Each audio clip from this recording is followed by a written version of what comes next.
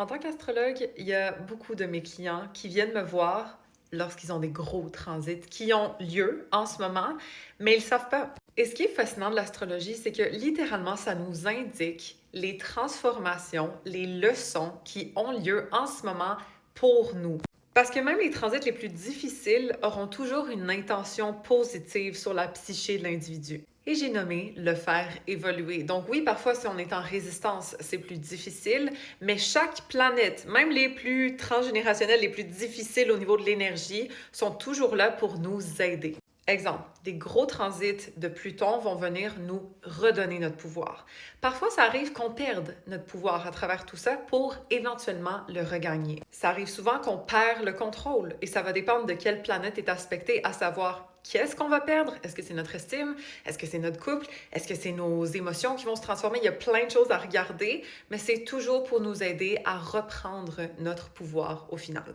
Exemple, un transit d'Uranus, c'est pas toujours évident, ça vient disrupt, littéralement, ça vient shaker qu'est-ce qui existe déjà pour fondamentalement le libérer. Donc, tout ce qui nous restreint, tout ce qui nous limite va être éprouvé et souvent changé. Il y a une révolution qui va se passer. Parfois, c'est imprévu, parfois, c'est très déstabilisant, mais au final, c'est pour qu'on se libère. Ça se peut que ce soit un travail qui nous limite, ça se peut que ce soit une relation qui nous limite, ça se peut que ce soit un membre de la famille qui nous limite, ça se peut que ce soit nos pensées qui sont limitantes, mais reste que ça va être shaké, ça va être révolutionné. Un transit de Neptune, au contraire, va venir rendre les choses un peu floues. Ça se peut qu'on soit confus, perdu, mais au final, le but ultime de Neptune, c'est d'élever le placement qui se fait aspecter. Parfois, ça peut amener des déceptions. On est face à une réalité que, dans le fond, on avait espéré qu'il allait être mieux, mais c'est pas ça. Et au final, c'est pour nous aider à transcender.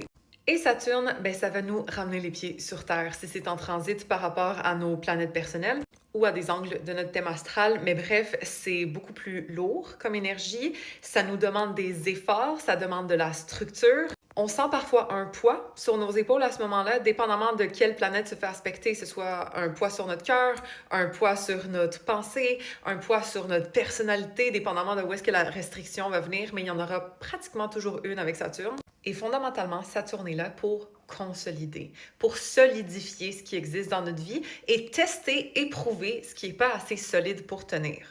Donc, en gros, si jamais vous vous sentez parmi ces 4 scénarios, vous avez probablement un transit de ces planètes sur votre thème natal personnel et puis c'est pas pour rien que vous vivez ça.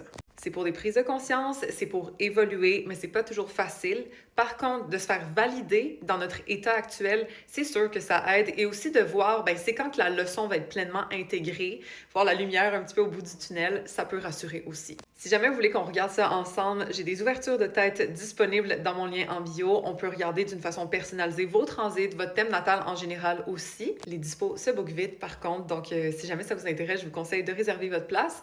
Et puis laissez-moi savoir comment vous vous sentez dans les commentaires. Est-ce que vous ressentez ces énergies-là de planètes fortes ou non? Et puis follow pour plus d'astro!